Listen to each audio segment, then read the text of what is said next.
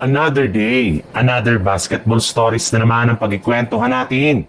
At ngayon nga ay ang posibilidad ng pagbabalik ni Anthony Davis sa Los Angeles Lakers at ang balitang blockbuster trade na magagawa ngayon ng Golden State Warriors.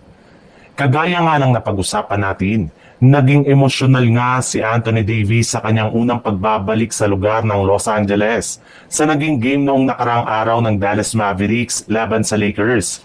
Kita nga sa umpisa hanggang sa pagtatapos ng kanilang laban na hanggang ngayon nga ay namimiss pa rin niya ang paglalaro sa Lakers.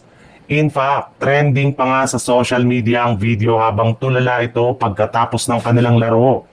Chineer up lamang nga siya dito ng kanyang dating teammate na si Rui Hachimura upang hindi na siya malungkot sa mga nangyari.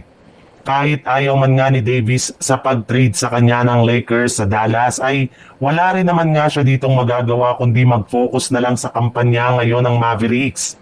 Marami nga silang dapat ayusin sa kanilang game plan gayong masyado nga itong dinomina ng Lakers lalo na ni Austin Reeves at Luka Doncic. Pero sa kabila nga niyan ay marami pa rin nga ang nagtatanong kung kaya pa ba nga ng Lakers na makuha si Davis mula sa Mavericks sa isang trade. Napakarami rin naman nga daw pong trade idea ngayon ang nagsilabasan para masungkit muli ng Lakers si Anthony Davis. Gamit sina Austin Reeves, Rui Hachimura, Dalton Kenick at Gabe Vincent at si Maxi Kleber.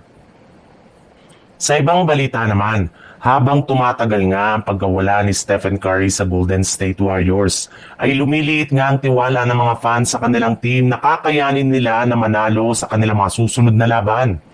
May tinatamo pa nga po ngayong injury si Jimmy Butler at higit sa lahat, parati pa rin niyang gumagamit si Coach Steve Kerr ng kanyang signature sa small ball rotation at lineup na siyang posibleng samantalahin ng kanilang mga kalaban.